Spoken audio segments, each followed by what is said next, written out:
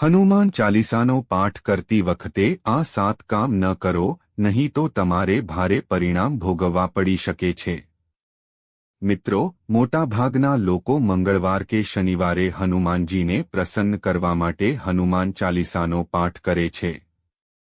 એવું કહેવાય છે કે આ ચાલીસાનો પાઠ કરવાથી મનની ઈચ્છાઓ પૂર્ણ થાય છે અને જીવનમાં સુખ શાંતિ રહે છે.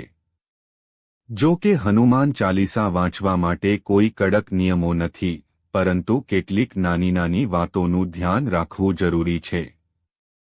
હિન્દુ માન્યતા અનુસાર જે પણ ભક્ત ભક્તિભાવથી હનુમાનજીની પૂજા કરે છે, તેના જીવનમાંથી નકારાત્મકતા દૂર થઈ જાય છે અને તેનામાં ધન, સમૃદ્ધિ અને સફળતાનો વાસ થાય છે.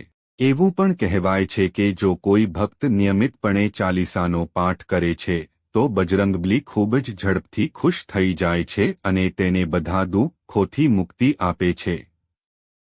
હનુમાન ચાલીસામાં કુલ 40 ચોપાઈઓ છે અને જો તેનો પાઠ કરતી વખતે કોઈ ભૂલ થાય છે અથવા નિયમોનું ઉલ્લંઘન થાય છે, તો તે ચોક્કસપણે પૂજા પર અસર કરે છે.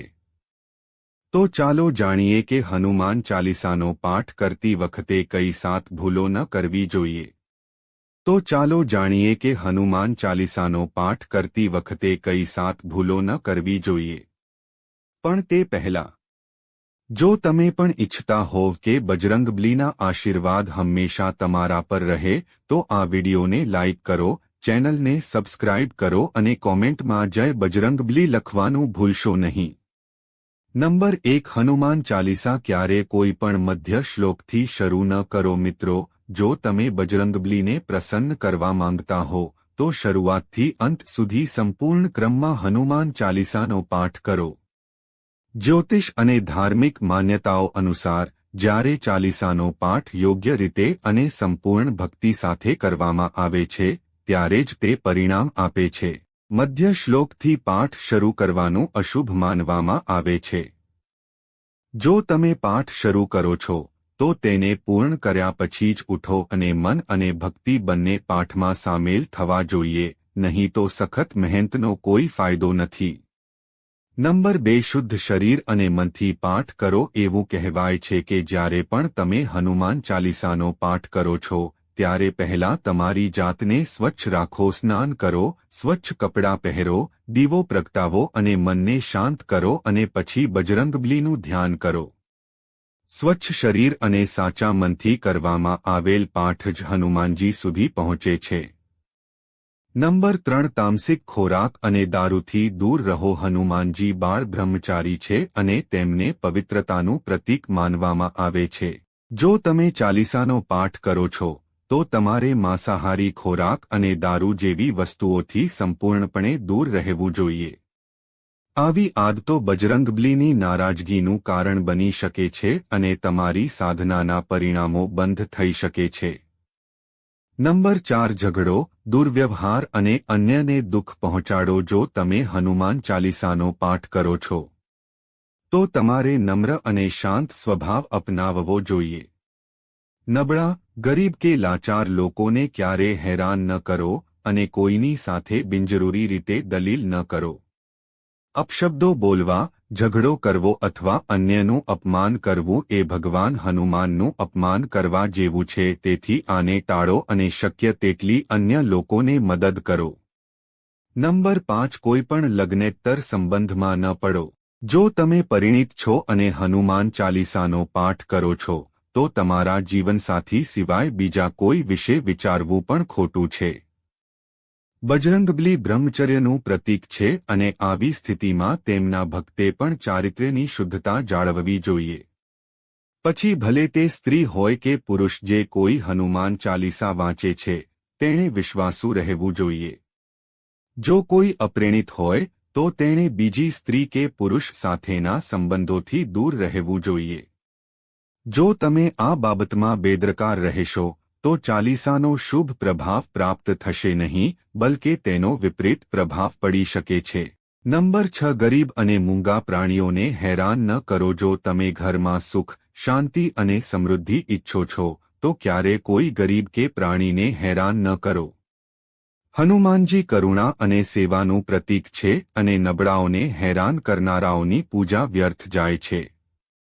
આવા ઘરોમાંથી સુખ અને સમૃદ્ધિ ધીમે ધીમે અદૃશ્ય થવા લાગે છે અને નકારાત્મકતા ઘરમાં સ્થાયી થાય છે. નંબર 7. જુઠ્ઠાણા, કપટ અને ગુનાથી દૂર રહો. જો તમે હનુમાન ચાલીસાનો પાઠ કરો છો તો તમારે તમારું જીવન સંપૂર્ણ પ્રામાણિકતાથી જીવવું જોઈએ. કોઈને હેતરવું, જૂઠું બોલવું અથવા કોઈપણ પ્રકારનું ખોટું કામ કરવું આ બધું તમારા પુણ્યમાં અવરોધ ઊભો કરે છે. જો મનમાં છેતરપિંડી કે બદલાની ભાવના હોય તો પાઠનો કોઈ પ્રભાવ નહીં પડે. નંબર 8. હનુમાન ચાલીસાનો પાઠ કરતી વખતે ઉતાવળ ન કરો. પાઠ કરતી વખતે ધીરજ રાખો. દરેક ચોપાઈ શુદ્ધ ઉચ્ચારણ સાથે ધીમે ધીમે અને ભાવનાથી વાંચો. ઉતાવળ કે ખોટા ઉચ્ચારણ પાઠની અસર ઘટાડી શકે છે. નંબર 9. ભગવાન રામનું નામ લો.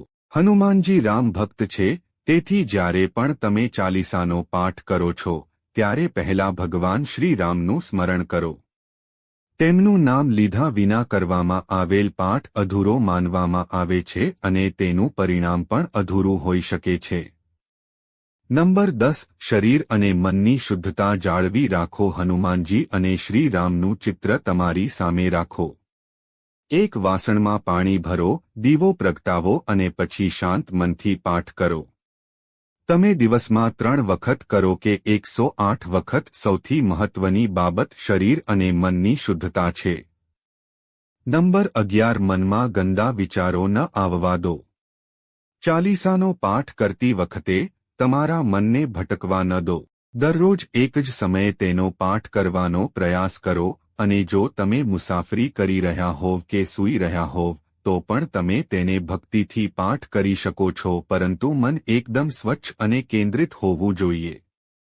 નંબર 12. મંગળવાર અને શનિવારે મંદિરની મુલાકાત લો. જો શક્ય હોય તો મંગળવાર અથવા શનિવારે હનુમાન મંદિરની મુલાકાત લો. ત્યાં જાઓ અને ઘીનો દીવો પ્રગટાવો અને ત્યાં બેસીને ચાલીસાનો પાઠ કરો. આ ખૂબ જ ફળદાયી માનવામાં આવે છે અને જીવનની મોટી સમસ્યાઓ દૂર થાય છે. નંબર 13. ખરાબ સંગત ટાળો. જો તમે ચાલીસાનો પાઠ કરી રહ્યા છો પણ ખરાબ સંગતમાં પણ છો તો તેનાથી કોઈ ફાયદો થશે નહીં. ખોટા કામ કરનારા લોકોને ટેકો આપીને તમે પોતે નીચે પડવા લાગો છો. હનુમાનજીના આશીર્વાદ મેળવવા માટે સજ્જનોનો સંગત રાખો અને ખરાબ માર્ગોથી દૂર રહો, તે મહત્વપૂર્ણ છે.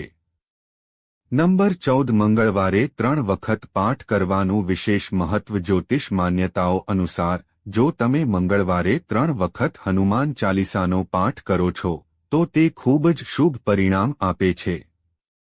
પાઠ શરૂ કરતા પહેલા એક લોટો અથવા વાટકી સ્વચ્છ પાણીથી ભરો અને પાઠ પૂર્ણ થયા પછી તે પાણીને પ્રસાદ તરીકે જાતે પીવો અથવા તમારા પરિવારના સભ્યોને આપો. આમ કરવાથી બજરંગબલીના આશીર્વાદ તમારા પર રહે છે અને ઈચ્છાઓ પણ પૂર્ણ થાય છે. નંબર 15. સૂતક કાળ દરમિયાન પૂજા ન કરો. જો પરિવારમાં કોઈનું મૃત્યુ થાય છે તો સૂતક કાળ થોડા દિવસો માટે માનવામાં આવે છે. આ સમય દરમિયાન કોઈ દેવી દેવતાની પૂજા ન કરવી જોઈએ, ન તો ઘરના મંદિરમાં દીવો પ્રગટાવવો જોઈએ. આ સમય દરમિયાન ભૂલથી પણ હનુમાનજીની પૂજા ન કરો. સૂતક કાળ પૂરો થાય ત્યાં સુધી મંદિરમાં પ્રવેશ પણ ન કરો. આમ કરવું અશુદ્ધ માનવામાં આવે છે. જો તમને આ વાતો સાચી લાગે છે તો વિડિયોને લાઇક કરો, ચેનલને સબસ્ક્રાઇબ કરો અને કોમેન્ટમાં મોટેથી લખો જય બજરંગબલી.